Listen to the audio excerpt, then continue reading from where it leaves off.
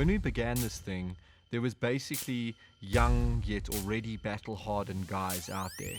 These locally hyped fighters looking for a break without anywhere to truly prove themselves. They were seeking a professional arena, a promotion or home for them they could present to the world who they really were.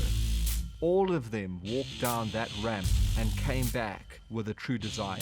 Each fight was swelling a weight class of the baddest and toughest guys you have ever seen, and every second in there became pure war and achievement. The gap quickly closed between a brawler and a seasoned pro, a journeyman and a contender. It's now the legendary class. Middleweights have woven together the very fabric of EFC strength, and it's finally reached its pinnacle. Dricus du Plessis! After 20 years in the fight world, I don't know another person who breathes this thing like Dricus du Plessis.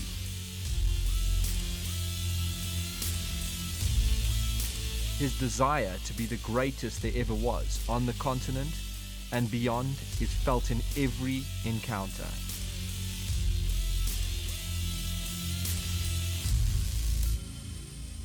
You cannot quantify Brendan Lesar.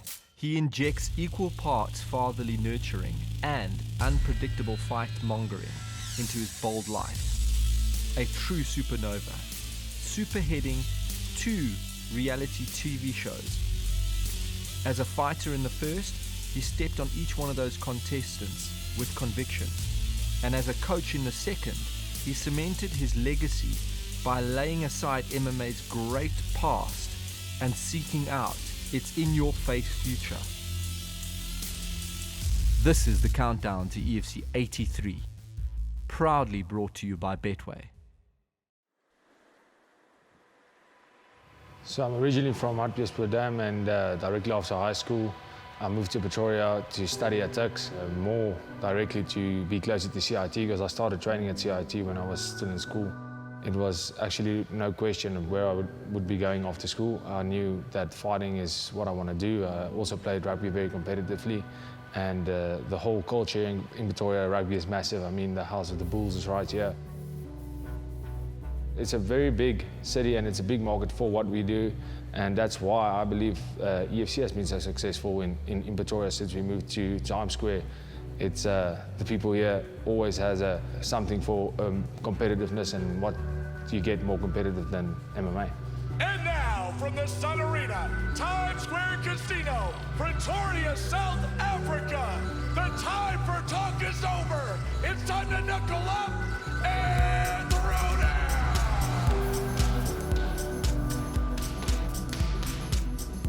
I had my first K1 fight as a 15-year-old, and MMA has been my love from that day on. For me, there's nothing else. Everything in my life revolves around MMA. Everything I do is about MMA. If I have an event, if training is on the same time, sorry, I can't be at the event. Ever since I was 16 years old, that's the way it's been.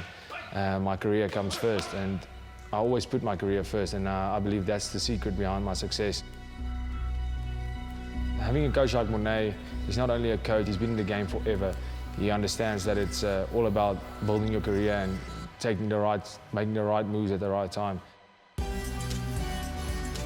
Every single fight I step in there and I improve on the last fight because he sees those mistakes. He knows exactly what I'm about, and I believe that plays a huge role. And it's just how we've grown together as a team. We've added some coaching to the team so that our head coach Monet can focus on small things.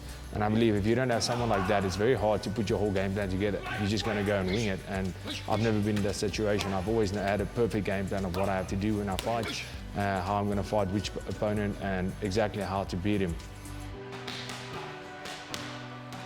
Every single person knows when you fight a CIT guy, it's going to be a tough night at the office.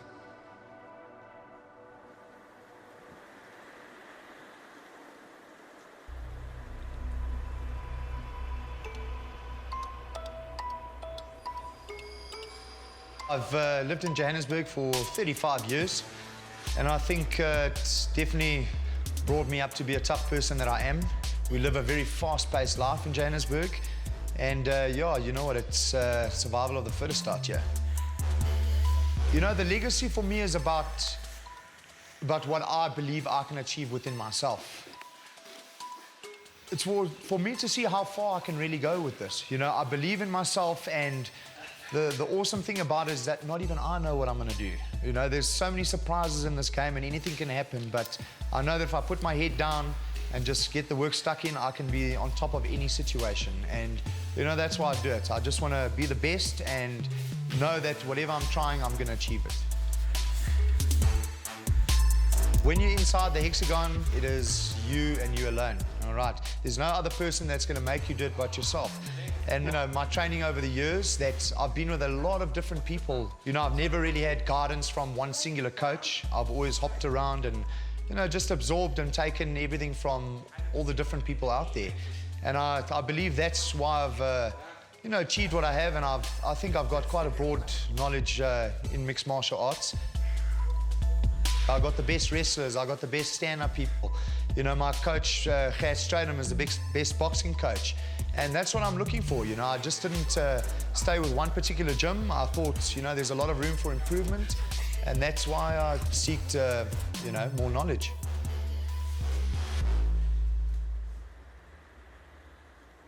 You know, everything about my fighting and the competition is, it's all for my kids. Oh, is it heavy, Ola? Let me help you. Bye, Ola. See you guys later. Do this. Okay, have we got our belts on? Everyone? Thanks. Jackie does it because he wants his belt. Being a role model for them, showing them how their dad can achieve anything that he wants to, and yeah, obviously being that mentor for them. Watch my Cooper. Oh, you got me. Have you seen a Cooper or a Scooter? What happens, Trav? You punch someone. Soldier Boy is strong, but my dad is strong. He won the gold belt. Brandon Descendant, Lesar. Brandon Descendant, Lesar. So I've been doing MMA now for just over 11 years, and a lot of people forget that. Yeah, my path was very different. Like, my amateur record is 8-1, and I'm like 6-0, so I've probably got the same amounts of fights as Dricus. And like I say, it was a blessing in disguise, because I ended up taking the long route round and putting all the work in with my amateur career. And I think that's where people forget. You know, I've got the experience, I can hang with any of these boys, and I want to compete and test myself against the best. There's some nice mulberries. You mustn't eat the red ones, Dad. Open. I'm not going You're hiding in the mulberry tree. Oh, they're adorable.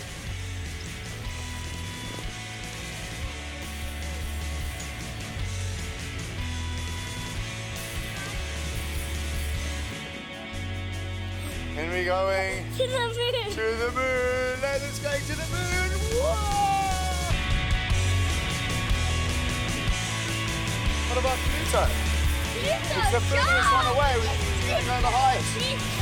Pluto, here we go. Whoa!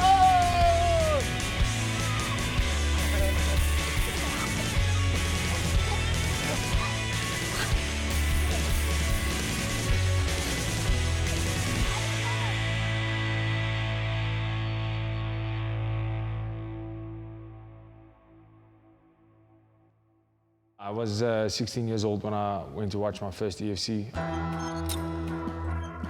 I just looked at it and I was starstruck.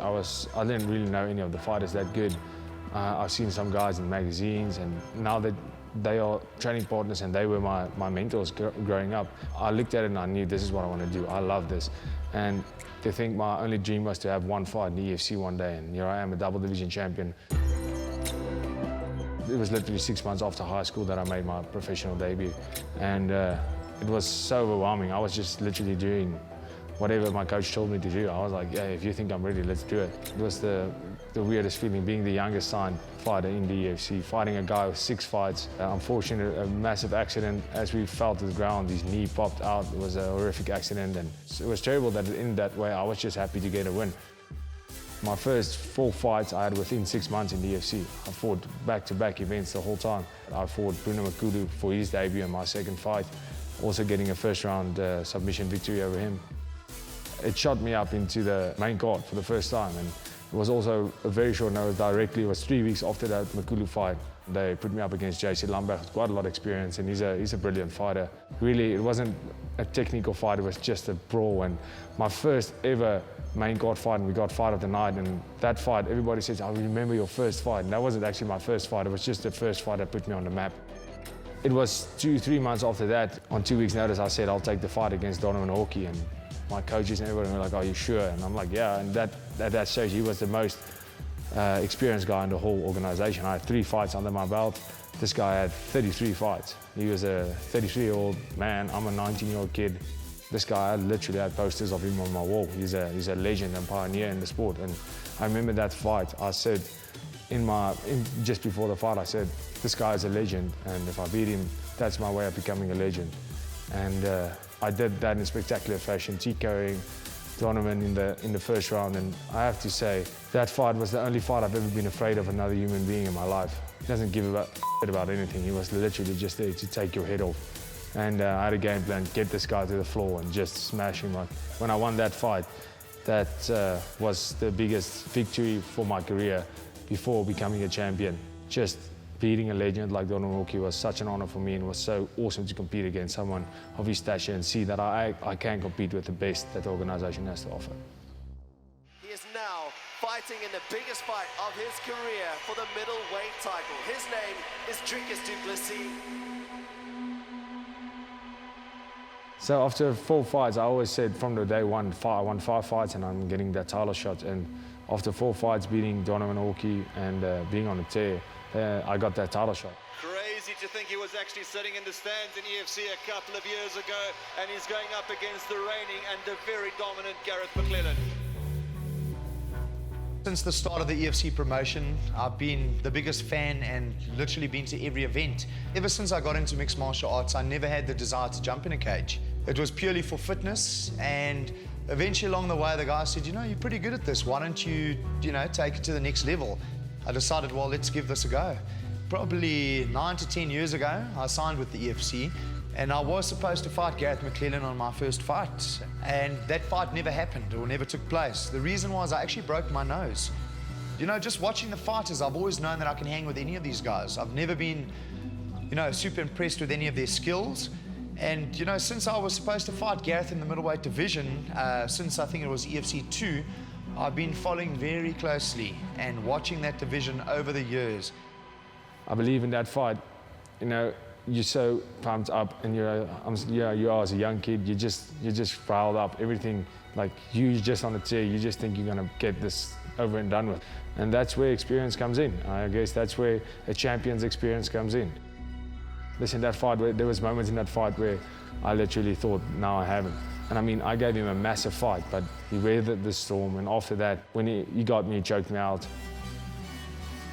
And it was a big wake-up call. And that fight definitely sparked a fire in me, and it made me realize, listen, it's not only about winning.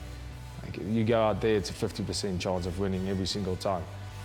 That was my first loss in my whole combat career. From starting kickboxing as a 15-year-old to pro, I've never lost a fight in my life. And it was a terrible feeling. It was the worst feeling that I've ever felt.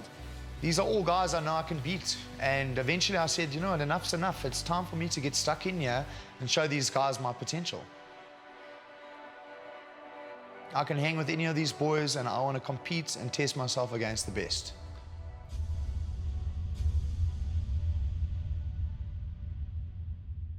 Many years after I'd signed with the EFC, I actually took on my first professional bout. And it was, an awesome experience. I mean, it was for me to test myself and throw myself under the bright lights again and just show my composure and what I'd learned and how I'd matured over the years.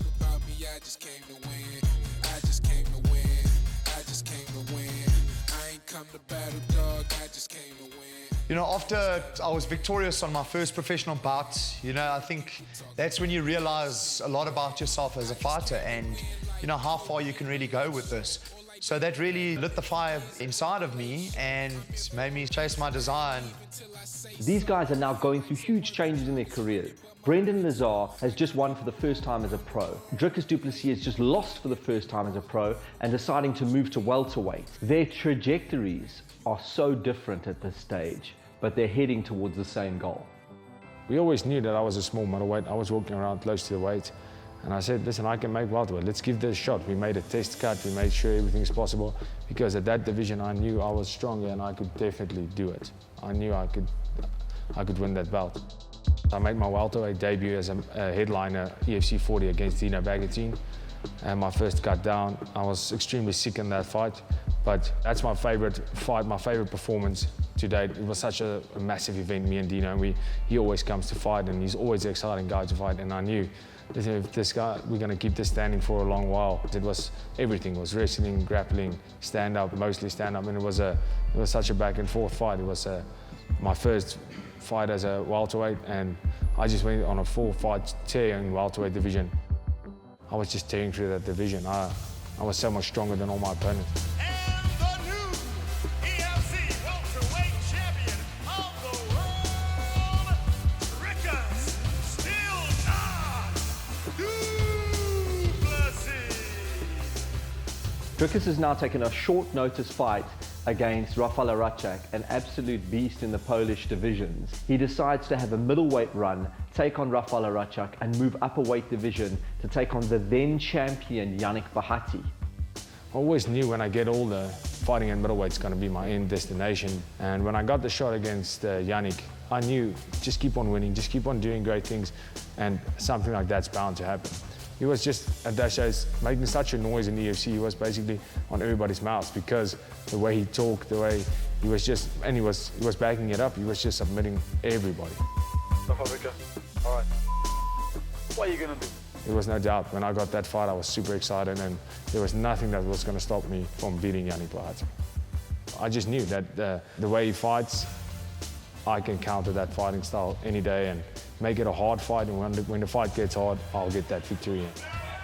And here we go, round one of a potential 5. Yeah, Dricus head hunting early on. Clash of the Titans. Throws some shots in behind. He's looking for the takedown. Du Plessis got a hold of his neck. Oh my goodness, here we go. That's a wrap. This. I think he's got him. He's going to tap him. Du Plessis is squeezing for all his worth. He's a strong man. Dricus did it. Oh my goodness. He tapped Bahati. He is the king of the middleweight. He took him out. Because of the way I got up to that division, got up to being a double champion, I literally beat the top 5 in welterweights. I beat the top 5. I beat the best of the best to get those belts. Nobody that I haven't fought before, nobody really putting a stake out there. Guys aren't performing consistently. Guys are winning one fight, winning 3 fights, losing 1 fight. Nobody really putting their hand up to who is going to be the next guy to fight me. Du Plessis beats the beast that is Yannick Bahati for the middleweight championship. And we now need to find this guy a new contender. He's cleared out the entire division. We start a reality TV show with 10 undefeated internationals and put them in a house. The winner gets the opportunity to fight Dricus.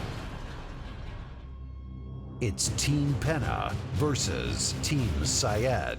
The 2 remaining contenders will fight each other at Times Square Casino in Pretoria, South Africa, to see who will win a shot at EFC middleweight gold.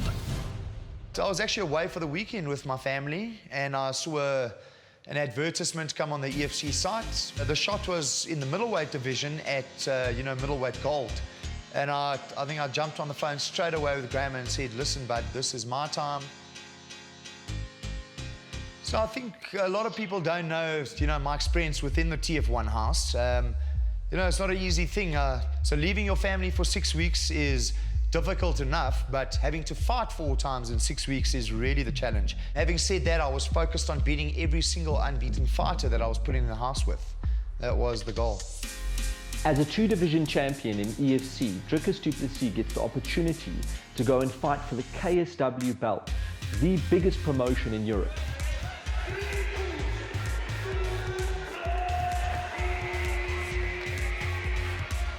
It's a welterweight title clash, and as I say, hang on, frontsters, because this is gonna be a real roller coaster. Solic again, looking for that left. Oh, he got rocked. Down goes the champion with a big shot. That came from nowhere. Du Plessis in there. It's all over. Roberto Soldic knocked down. Bye-bye, Pepsi Cola. Hello, holy wine. I never left EFC ever. We always had the agreement that I can fight for both organizations until the contender arises. And nobody really gave Brendan a chance. I was actually rooting for Brendan so hard because I knew him before that. And he was a big underdog in that series. And he showed up against massive guys with much bigger records than him.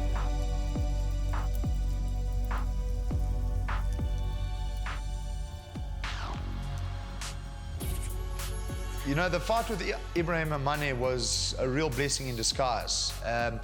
You know, most of my fights that I've ever fought, I've gone the distance. I've fought 3-round fights. I've had a lot of cage time, more than most people there.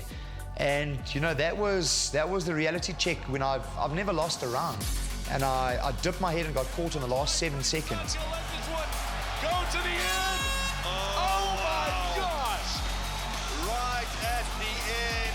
And the winner of the Fighter Season 1, Brendan Descendant Lesar. And that's when I thought, you know what, there's no time to sleep in here. This is war, and I've got to put it on, guys. Why am I doing this when I know that I can enforce my style and I can put any man away?